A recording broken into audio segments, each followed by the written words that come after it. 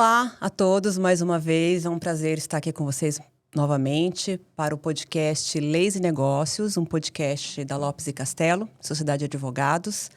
Já peço aí para vocês, quem puder, curtir, compartilhar. Se quiserem nos enviem também sugestões de temas que a gente possa tratar aqui, que envolva o direito, que envolva negócios. A gente procura trazer aí assuntos que sejam de relevância para todos. Hoje estamos aqui para um assunto que envolve tecnologia e direito imobiliário. A gente vai falar um pouquinho sobre a tokenização imobiliária.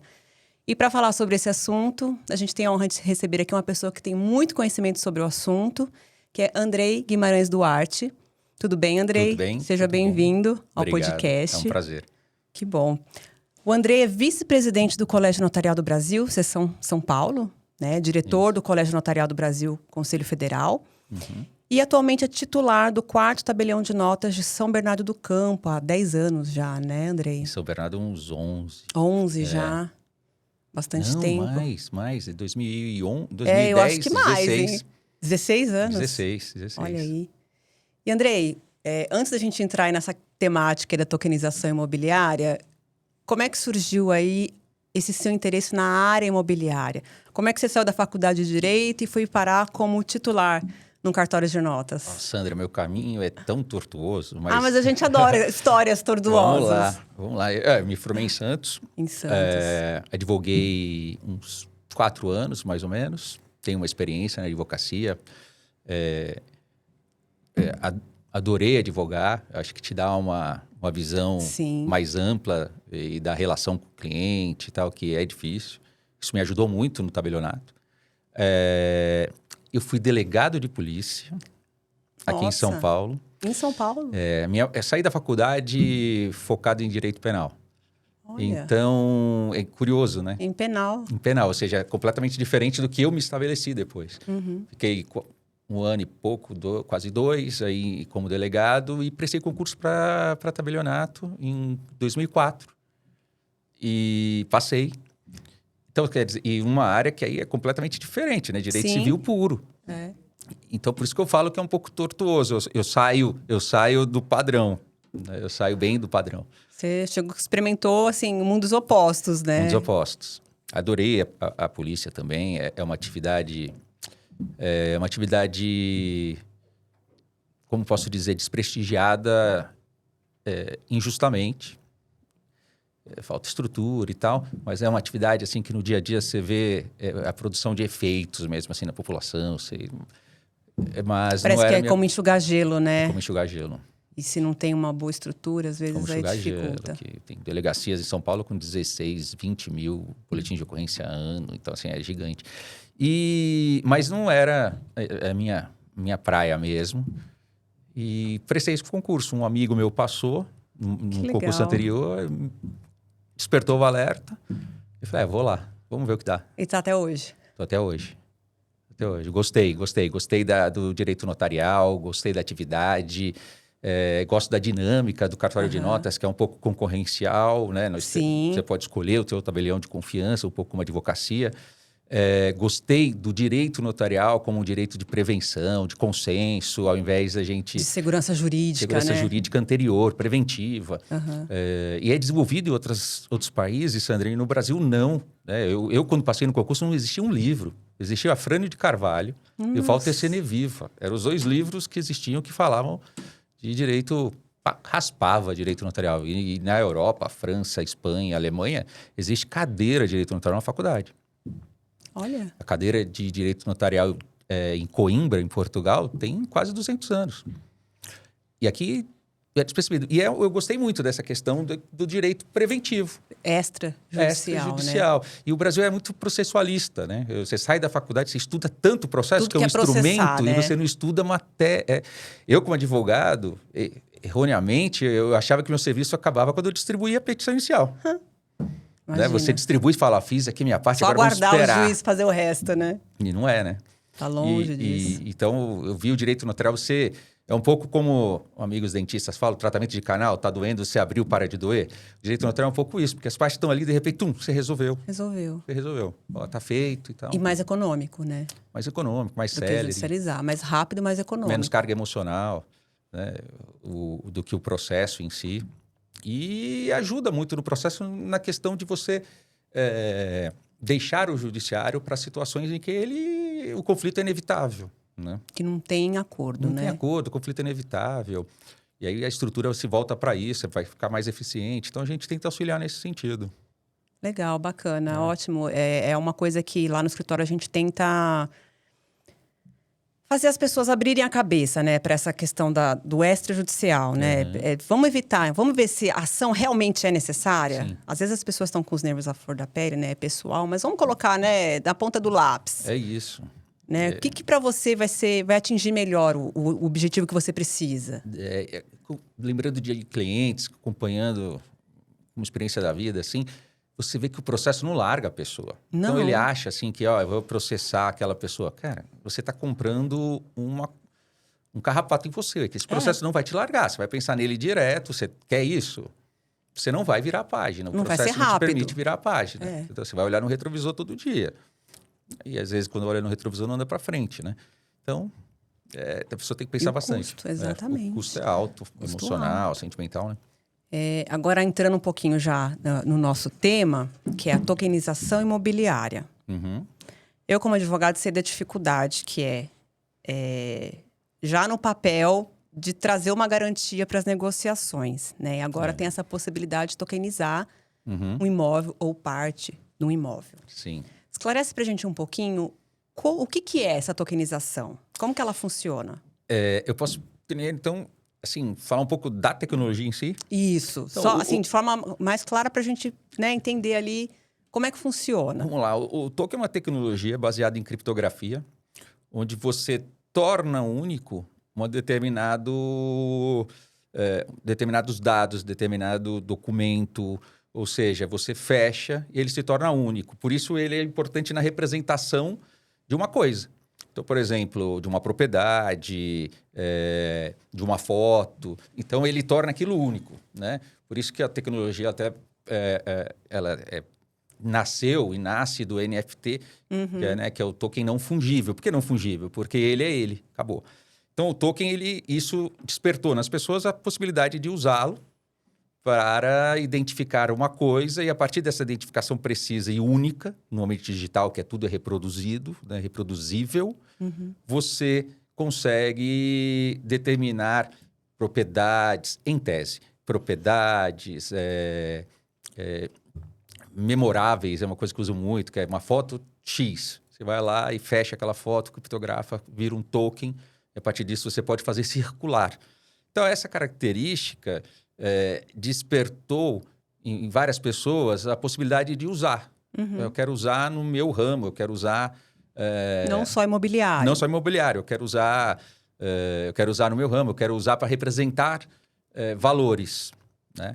Seja qual for. Tem artistas já usando ativos, isso, né? Ativos. Você pode identificar uma mercadoria e seguir a mercadoria em todo o trâmite dela até o consumidor. Você tem aí diversas formas de você tratar o token e gerar algum valor em uma cadeia de negócio. Aliás, eu acho sensacional Lazy Negócios, assim, parabéns, porque realmente é o direito conversando com outros aspectos das esferas da sociedade, né? Então tem tudo a ver com o token também. Então é isso, gerou ou não valor numa cadeia de negócios. O problema é quando não se pensa muito para fazer, né? E a vontade de inovar, e uma inovação inconsequente em alguns pontos. Às vezes precária, né? Precária, inconsequente. Justamente por falta de conversa entre direito, entre a repercussão jurídica daquele negócio e a tecnologia, né? E para as pessoas entenderem, né, como é que funciona, o que muda, por exemplo, eu tenho um imóvel, já está lá registrado em matrícula. A escritura se equipara ali à tokenização? Não necessariamente precisa do outro? Ou como é que funciona isso? Então, primeiro a gente está num ambiente que não tem legislação, né? Esse é o primeiro ponto.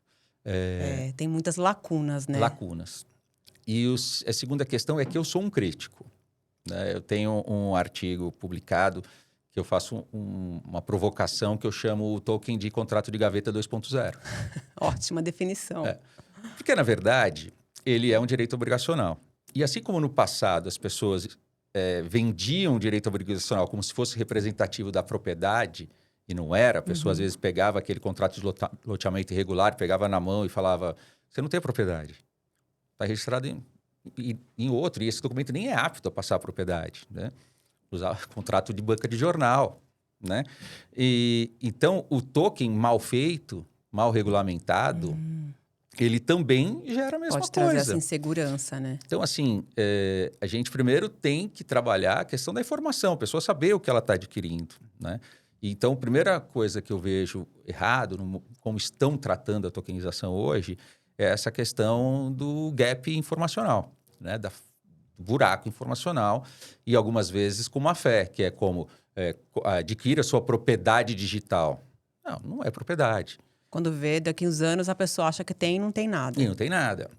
Não é propriedade, né? Ou seja, a transmissão de propriedade bem imóvel está determinada em lei. Acabou. Então, criaram mecanismos de tentativa do token representar o imóvel. E eu sou crítico a isso. Por quê? Porque não respeitou determinadas normas e leis que foram criadas ao longo de décadas para proteger o adquirente em especial. E nós não vemos isso, a gente vê isso ignorado. Então, no meu artigo, eu brinco com isso, que eu jogo o token, confronto ele com leis. Por exemplo, lei de loteamento. Ela sempre pretende evitar o adensamento populacional. Então, por exemplo, normas da corregedoria nos obriga a fiscalizar em determinadas situações se aquela quantidade de pessoas naquele imóvel, naquele terreno, o proprietário daquele terreno, tem um vínculo entre elas, de família, de negócio, societário, Sim. alguma coisa.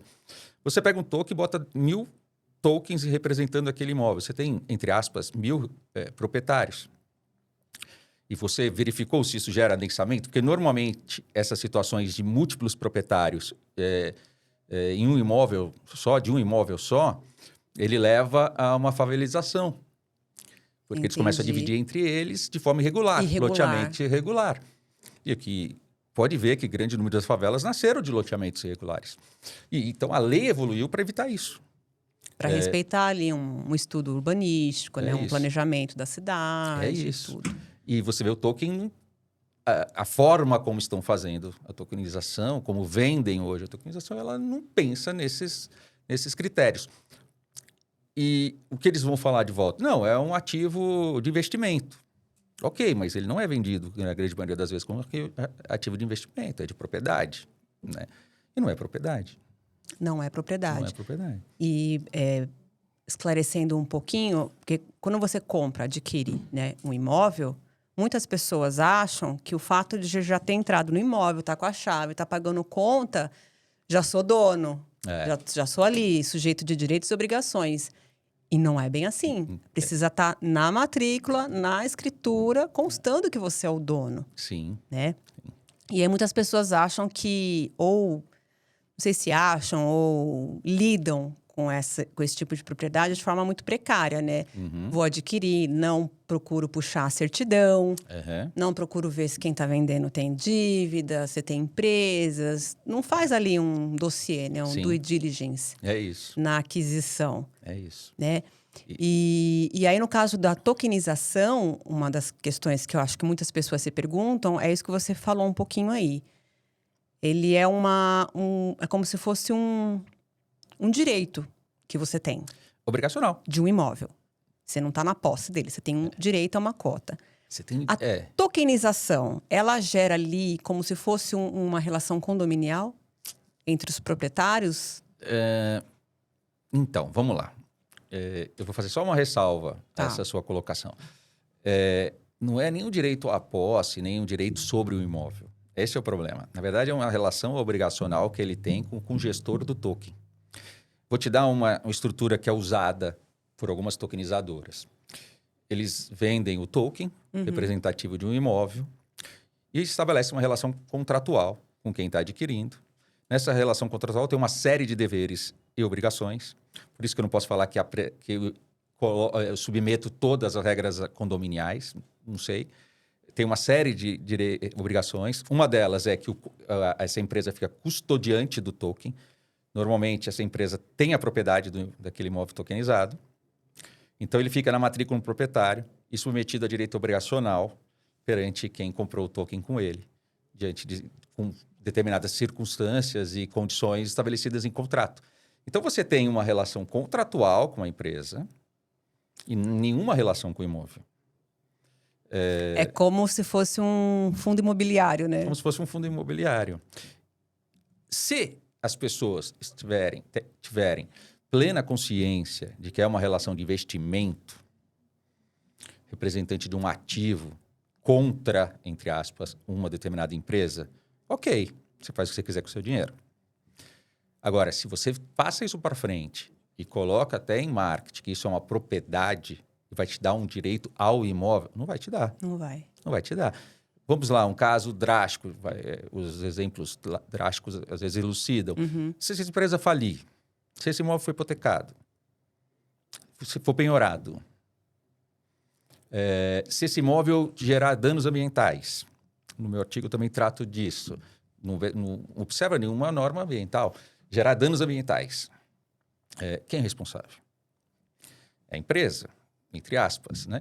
Não, é a empresa, porque ela consta como proprietária. E ela vai, talvez, atrás dos tokenizados de acordo com o que as normas estão lá no contrato, se eles também são responsáveis ou não.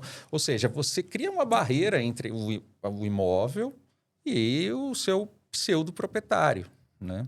Então, quer dizer, isso para dizer o quê? Isso para dizer assim, a tokenização é um mal, é errada, é ruim? Eu respondo com depende. Depende.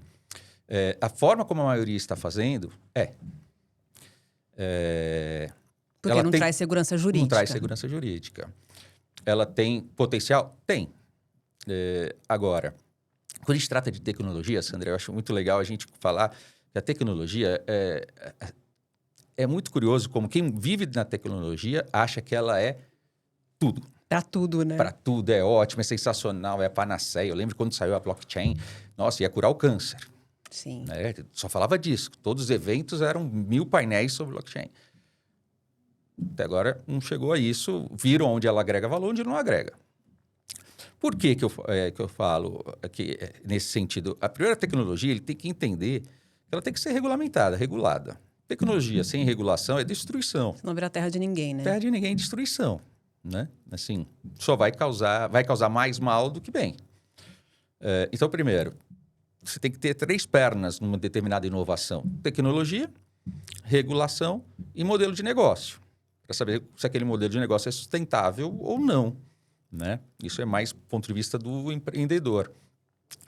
Então, assim, o que eu vejo na tokenização hoje é a ausência de regulação. Inclusive, há pouco, alguns dias, a Corregedoria Geral de Justiça de São Paulo proibiu o ingresso na matrícula de tokens e tokenização representativas, porque em alguns estados, como o Rio Grande do Sul, ele permite uma averbação que existe o token. Sim.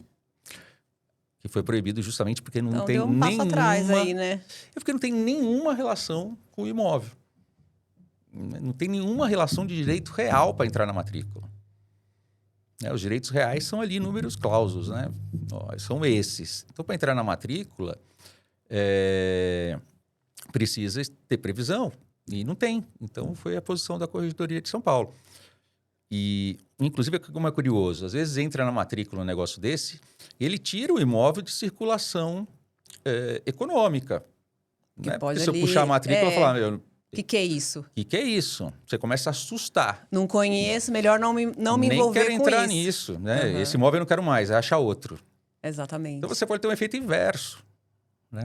Você pode ter um efeito reverso. Você vai falar, olha, na verdade, eu estou diminuindo a circulação econômica do bem e o que ele pode gerar. Por exemplo, se eu quero usar aquele bem como laço para um financiamento, para um investimento, para um empréstimo. Uma garantia, né? Uma garantia. Muito provavelmente o banco não vai aceitar. Ele vai olhar, o que é isso?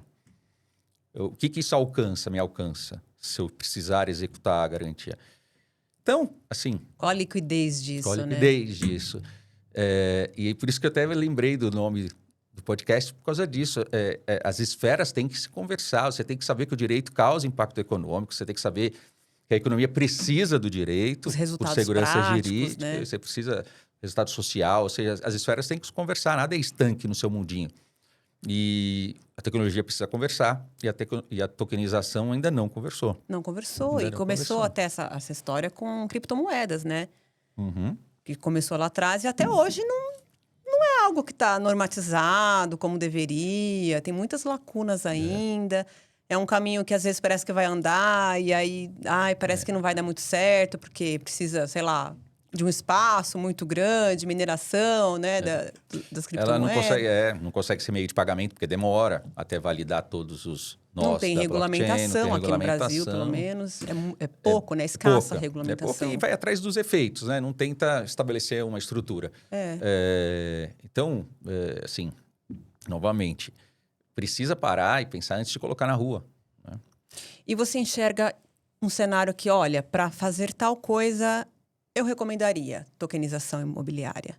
E para esse negócio, para esse nicho, não. Porque eu já vi notícias falando até de tokenização de imóvel na planta. Uhum. É o caso? É vantagem? Não é vantagem? Quando que seria vantagem fazer a tokenização imobiliária? Você Tô consegue procurando desenhar um ainda. cenário ou não? É Tô só procurando. uma opção a ser muito estudada ainda. Só vamos brincar ainda de tokenização Então, imobiliária? eu tô mais nesse sentido.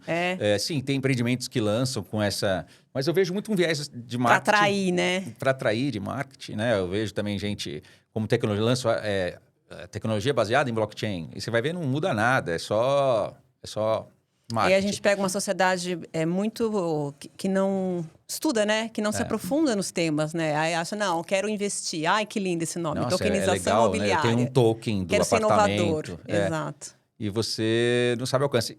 Então, assim, o que eu penso é, se a parte está bem informada e tem um suporte e quiser colocar o dinheiro, legal. Se a pessoa, né? Se a pessoa não quer e ela não sabe, aí eu acho que não tem utilidade nenhuma hoje, né?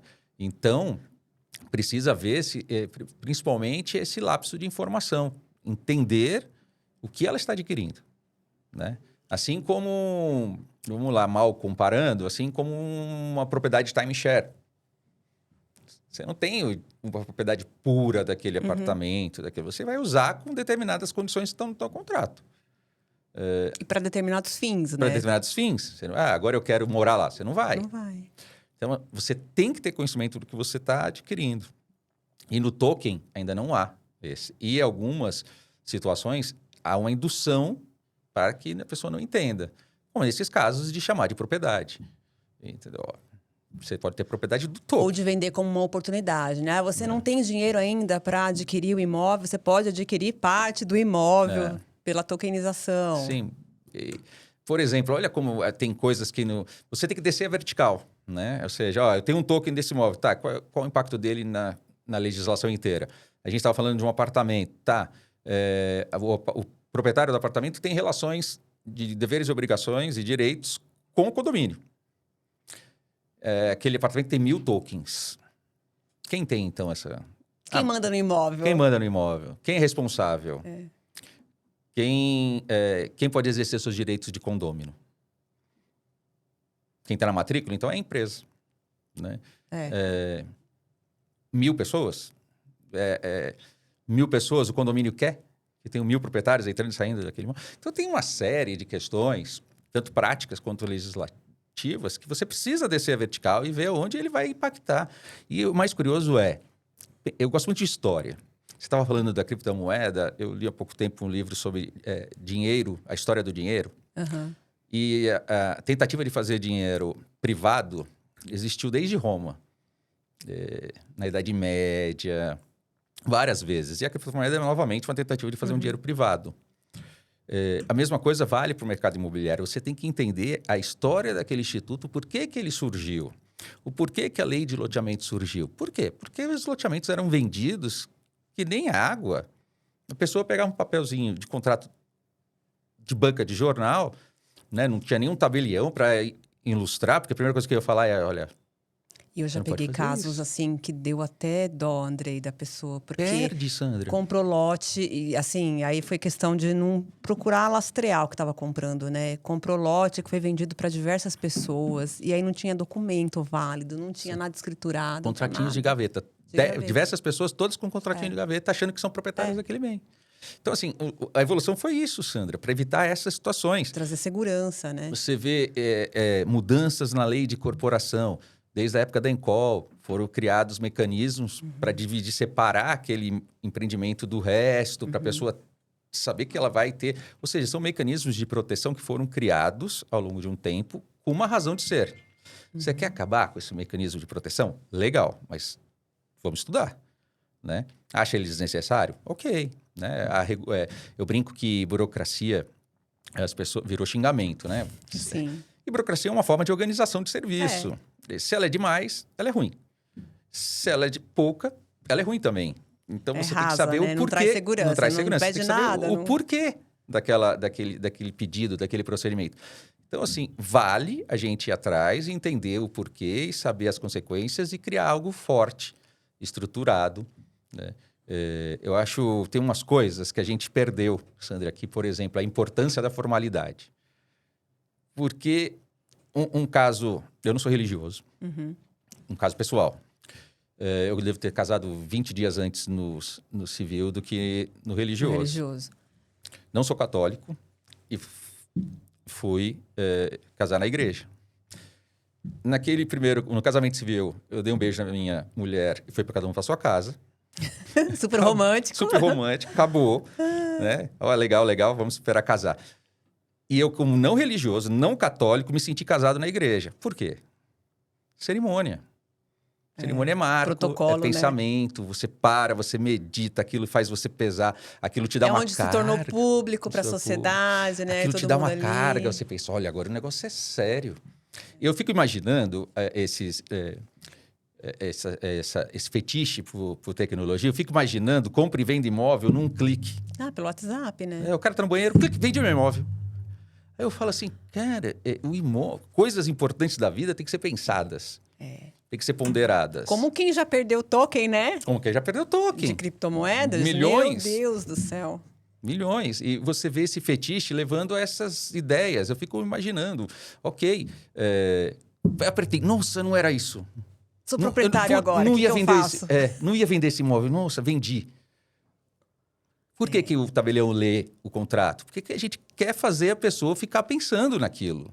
A gente sabe que não está, às vezes, a pessoa prestando atenção na letra. Ela só está almejando o resultado final, né? Mas vou ter meu imóvel, vou ter meu imóvel. Mas ela está internalizando a seriedade daquilo. Então, através tem coisas do caminho que se percorre ali, do caminho que se percorre. Então, você é contra? Nem um pouco. Tecnologia? Não, eu só gosto de tecnologia que tem que ser pensada. Tem que fazer direito, né? Fazer corretamente. Fazer direito. Se você tivesse que, pelo menos, orientar as pessoas minimamente. A pessoa tem ali, quer se aventurar, quer fazer, até para testar. Né? Como acontece com muitas pessoas no caso de criptomoedas, né? Eu quero... Como se fosse uma aposta, né? Vou pegar um pouquinho ali para ver como é que funciona. Se a pessoa quiser entrar nessa questão de tokenização, quais são os cuidados mínimos e qual a importância do cartório nessa negociação? Primeiro que eu coloco esse dinheiro é importante para você? É um dinheiro que você pode perder? É um dinheiro que você pode perder? É importante, eu não posso perder. Não compre. Vai buy the book ali. Esse é o primeiro passo, né? Você pretende morar? Não faça isso. Compre da forma tradicional. É um dinheiro que eu tenho sobrando, que eu tenho ali com margem, com perfil de risco elevado. Eu boto em coisas... Surgiu a oportunidade. Eu boto em risco elevado mesmo. E é para ver, se eu perder, é aposta. Ok, pode tentar, né? Outra coisa, aí vem as dificuldades. Outra coisa, normalmente a tokenização ela vem com um contrato acessório do lado dela, que é o contrato que diz exatamente o que você tem e o que você não tem. Porque o contrato diz assim, esse apartamento tem 1000 tokens, cada um tem direito contra a tokenizadora de Y, X, Z, Z. Eu posso fazer isso, ela pode fazer isso comigo, outro pode fazer isso. normas gigantescas, né? Então, você tem que ter todo um assessoramento. Um contrato ali bem desenhado, bem delineado. E normalmente é contrato de adesão, né? Eu brinco que contrato de plano de saúde, por exemplo, se você ler, você não assina. Não mesmo. É melhor assinar e não ler, né? Concordância com plataformas digitais. Se você ler, você não assina. Concordância que pode vir uma crise, transferência de vida. qualquer coisa, e você pode não ter direito a nada, né? Isso aí. Então, Tem muitos não nos sabe. responsabilizamos, né? Não nos responsabilizamos por isso, por aquilo, não sei o quê. Então, assim, se você está a fim de se aventurar, vá.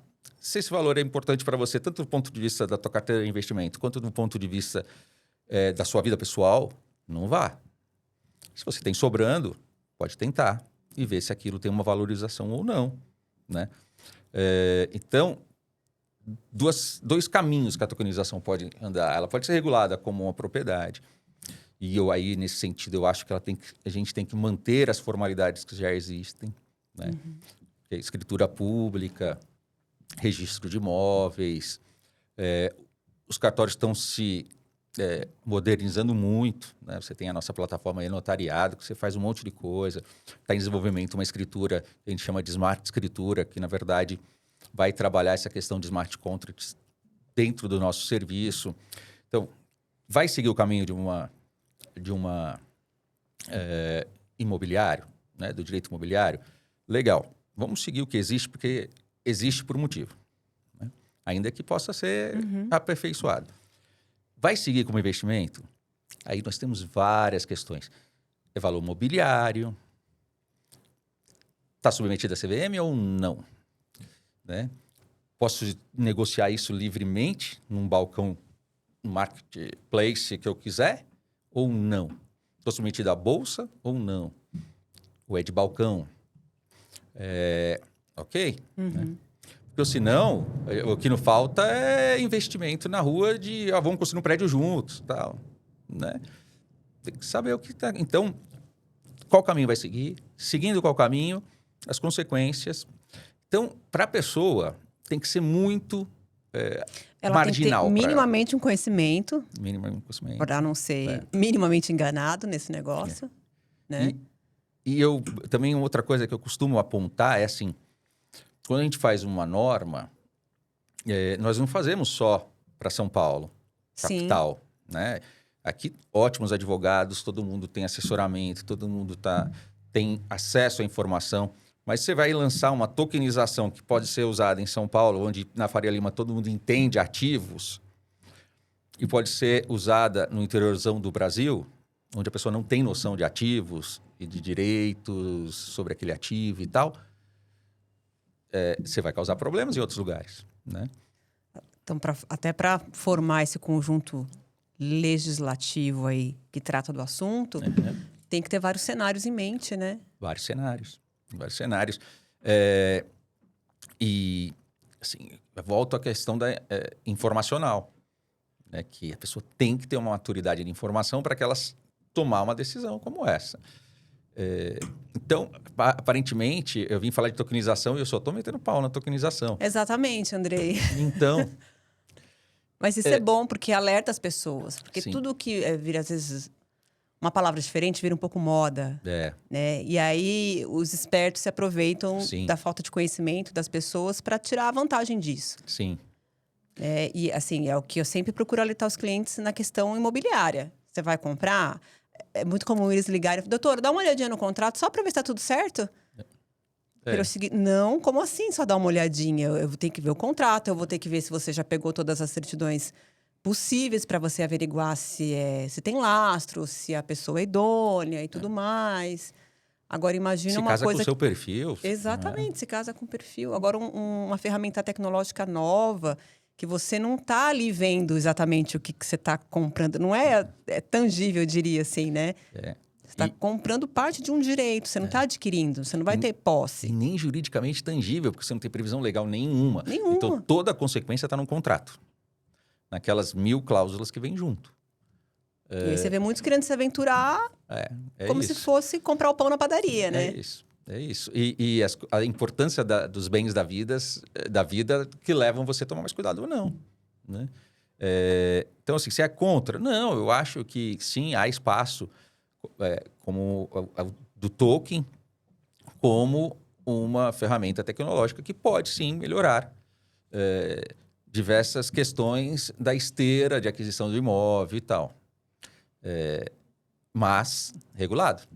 Regulado. Regulado. E aí, essa ausência de legislação traz muita insegurança jurídica e não tem uma previsão a curto prazo, né? De que a gente vai estar um pouco mais resguardado, eu diria.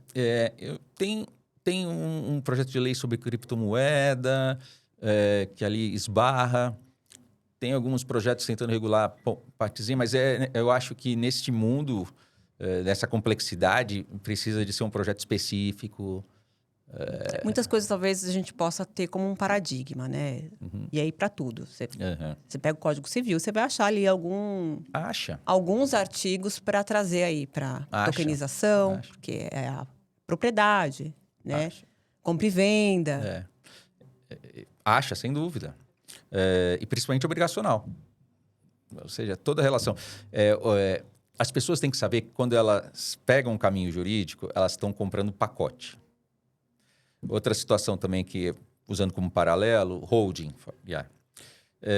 Eu já tive casos de pessoa que foi no cartório com questões com o holding e tinha norma de direito societário que impedia ele. Aí eu virei e falei, cara, quando você voltou uma holding, jogou para dentro do imóvel, você está comprando o pacote inteiro de direito societário. De pessoas jurídicas.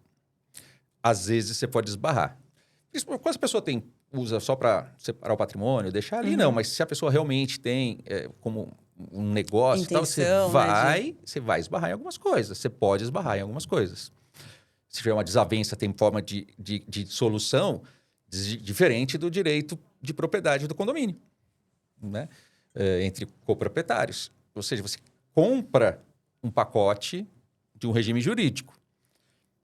Aqui vale a mesma coisa. O token é uma relação obrigacional. Você está comprando um contrato, uma relação de contrato. E toda a parte de rescisão, tudo vai ser regulado por normas contratuais. E esse contrato de tokenização, ele é registrado? Como que a pessoa lastreia isso? Para saber que quem está me vendendo realmente tem esse direito. É vago. Tudo é vago. Não tem nenhum repositório. O repositório é privado. Pode ser da própria empresa. Né? Você não tem nenhum repositório público. Não há um registro, né? Não há um registro. Então você... E aí nem na matrícula você não Nem na matrícula registra. aqui em São Paulo, por exemplo, não pode. Justamente para não usar a tokenização como propriedade. Porque quando o cara joga para dentro da matrícula, uma verbação, uma notícia de existe um token, a pessoa que pega aquela matrícula vai falar, ó, eu sou proprietário, eu estou aqui. Ou quem vai comprar fala, eu estou comprando token, tá vendo? Ele está aqui. Eu estou penhorando token. Eu estou penhorando token. E aí vai. Então, são consequências.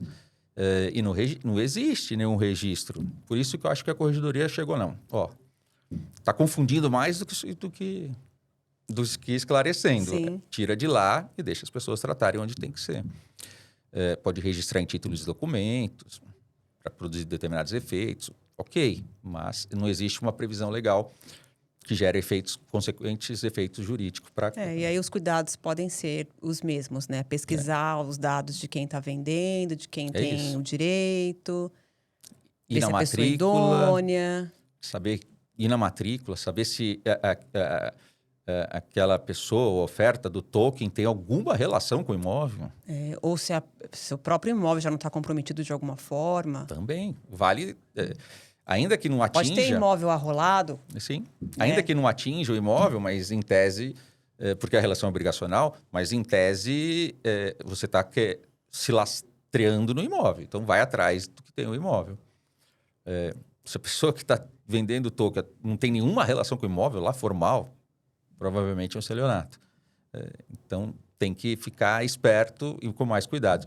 Por isso que eu recomendo, não vá para quem o imóvel é importante. Não se aventure. Não se aventure. E você falou um pouquinho também da modernização dos cartórios, né? A gente vê que mudou muito de uns anos para cá. Aí a gente pode tirar até como exemplo a própria assinatura, né? De alguns atos, já é feito de forma digital. Ainda que, na minha opinião, também é algo que necessite de um pouco mais de regulamentação. Precisa. Porque eu vejo muitas pessoas confundindo as validades, né, de assinatura.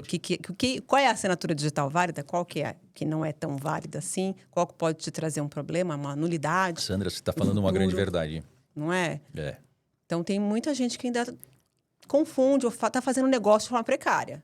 Achando que está fazendo certo. Recebeu por e-mail e fala, concordo. Concordo. Assinei. Dei um clique aqui num... Ou então fingi ser minha assinatura com o mouse. Ok. E aí? Depois tem problemas. A assinatura digital também, assinaturas eletrônicas em geral, é um mercado que também a gente precisa uniformizar, criar normas uniformizando, né? Saber quando que é a classificação legal simples, quais os efeitos da simples, avançada, quais os efeitos da avançada, e qualificada, e a qualificada, que é certificado digital, quais são os efeitos. ICP Brasil, ICP Brasil. Né? O problema que eu vejo é na avançada. Estão passando muitas autorizações de assinatura com a tecnologia, com a assinatura avançada. Sendo que eu posso fazer uma empresa de assinatura, uma assinadora, agora, é relativamente simples, e fazer uma assinatura avançada. E amanhã eu fali, você vai buscar onde? Que é aquele contrato de 20 anos... Você quer fazer valer vai aquela validar, assinatura né? Depois de 20 anos, você vai olhar e falar, mas a plataforma deles para validar não está funcionando. Aí ele faliu. Ou seja, precisa também de um amadurecimento. Por mais que as pessoas queiram, né, otimizar as coisas, fazer andar mais rápido, é como você falou, né? Às vezes a burocracia ela existe por um motivo e ela traz segurança jurídica nas relações. Então, às vezes, você ficar fazendo negócio do jeito que acha que é mais fácil, mais rápido, não tem o tempo a perder. É isso. Talvez esse não tempo a perder te gere uma dor de cabeça no futuro. É isso. Né? De não buscar, de não lastrear o que está se fazendo. Quando a gente vai procurar nosso direito, é que a gente não... Não fazer um due diligence das operações. Isso é essencial. Essencial. É. Procure um advogado. Procure um cartório, procure né? um cartório. Que é isento, é imparcial, está ali para orientar. É isso. O tabelionato, ele tem essa função de assessoramento. Sim. A grande maioria das dúvidas que a gente tira no cartório de notas não redundam no ato. A pessoa vai lá, tira a dúvida e depois não faz nada. É só para tirar a dúvida. É uma função. E como você disse, imparcial. Então, vai lá, procure. Use o serviço que é público, use o serviço, vá lá, pergunte, veja se aquilo é possível ou não, leve a matrícula, olha, para o escrevente, fala, olha... Existe mesmo isso aqui? Eu estou me oferecendo isso, posso comprar? Olha, vai ter uma resposta jurídica de uma análise, é o mínimo. Ainda mais, como a gente estava falando, de diferentes realidades do Brasil. Isso, no interior... o cartório é um ponto de segurança para a pessoa. Vá atrás, tem cidades que... Uma fé pública, né? Uma fé pública.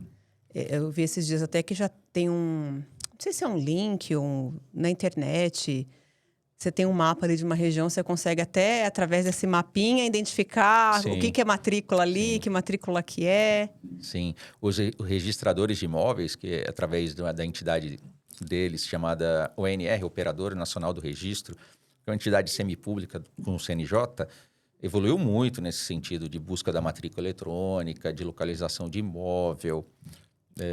Então, quer dizer, assim, evoluiu com segurança. Nós, notários, evoluímos com segurança. Você pode usar a assinatura dos notários, que é uma assinatura eletrônica notarizada. Ela é gratuita, você vai pagar quando usar. Um reconhecimento de firma por utilização. E ela tem a força de uma assinatura reconhecida e não de uma assinatura. E você sabe que tem um lastro para onde você vai levar aquela assinatura. Né? A assinatura é dos notários, eu acho que não é do PCC. Né? Exatamente. Então, é isso. Então, assim, nós evoluímos muito. A gente pratica todos os atos de maneira eletrônica hoje, Sandra. Todos. Você pode fazer um testamento por videoconferência eletrônica, criptografado no final, e vai estar lá. Validade. Validade. Um dia desses eu salvei uma amiga que estava no aeroporto sem o marido, ia viajar com os filhos sem o marido. Combinado, conversado. Mas ela esqueceu a autorização. Já aconteceu isso com uma amiga minha também. Ela me ligou, era sábado, assim, tal. Eu falei, cara, você entra na plataforma... Tudo internet. Tudo internet. Entra na plataforma de notariado, lá tem autorização eletrônica de viagem. Ela tinha assinatura, você tem a assinatura eletrônica dos notários. Aí você vai fazer lá o procedimento e ela saiu e foi embora. Olha. O marido fez, mandou para ela. No caso da minha amiga, o problema não foi resolvido tão simples. Eu acho que ela teve que sair de Jundiaí e ir até o aeroporto de Guarulhos. Correndo, é isso aí. Correndo. É isso aí. Em um horário horrível. E nós conseguimos colocar isso digitalmente na mão das pessoas. E com segurança, pensado, né? Ou seja, imagina seu filho ser levado por alguém. No nosso caso, as empresas aéreas têm acesso, a Polícia Federal tem acesso, ela verifica a nossa autorização. Então, com segurança. É aquilo que a gente estava falando da tokenização. Evolua com segurança. Nós podemos praticar, por exemplo, a doação de órgãos não caminhava rápido no Brasil e não caminha, mas a gente criou uma autorização de órgãos vinculada com um acesso direto dos médicos. Então, você faz a declaração na nossa plataforma de que você é doador, o médico pode acessá-la rapidamente e ver que você é uma doadora naquele momento. Por quê? Porque os órgãos têm prazo de validade. Sim. Esse aqui só é útil às vezes depende da assinatura da família. Procura a família para ver quem assina. Mas a família já vai estar daquele jeito, né? Puta, eu já tô chorando. Você vai me fazer isso? Não tenho nem ideia. A gente fez essa plataforma, a pessoa vai lá, o médico olha e fala, nossa, a Sandra é doadora, eu posso tirar. Né? Não tenho contato com a família, mas eu posso tirar. Eu corto o caminho. Ou seja, os cartórios evoluíram, mas evoluíram com segurança. Isso é importante. Que bom, bacana, Andrei. Acho que você trouxe aí, dentro do possível, um pouco de clareza sobre o assunto. E para a gente aqui já ir para o final, porque passou rápido, já estamos na hora de encerrar. 47. Exatamente. E poderíamos ficar aqui falando de várias situações aí obrigado, eu gostei desse muito. Universo aí de tecnologia e validade jurídica. É isso. Se você puder deixar aí os seus contatos, pra gente, se a pessoa quiser tirar uma dúvida, ou te mandar uma mensagem, ou te achar para ver o que você tem divulgado aí sobre esses temas tão importantes, pode deixar aí para nós. Meu nome é Andrei Guimarães Duarte, sou tabelião no 4º cartório de São Bernardo. E vice-presidente aqui do Colégio Notarial, que tem aberto e outros colegas tabeliães extremamente capazes para tirar dúvida através do Colégio Notarial. Meu Instagram é AndreiTab4. Meu LinkedIn é Andrei Guimarães Duarte. E estou sempre online. Então, se a pessoa tiver uma dúvida, fique à vontade. Fique à vontade, tira a dúvida. Você faz alguns treinamentos também, não faz? Nessa parte mais tecnológica e digital. O Colégio Notarial tem uma entidade, um órgão interno de aulas de direito notarial, de como fazer uma escritura, também algo relacionado a LGPD, relacionado a direito digital, que também está à disposição de qualquer pessoa entrar no Colégio Notarial. E lá ele pode também entrar e achar o contato do tabelião mais perto dele, para saber quem pode tirar uma dúvida, onde está o cartório mais perto, o tabelião de confiança dele.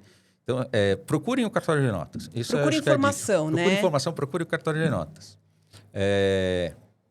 Nem sempre o rápido é bom. Né? Verdade. E como advogada, eu posso validar isso, que geralmente o que você faz de qualquer jeito vai virar um problema para você resolver lá na frente e aí sai caro.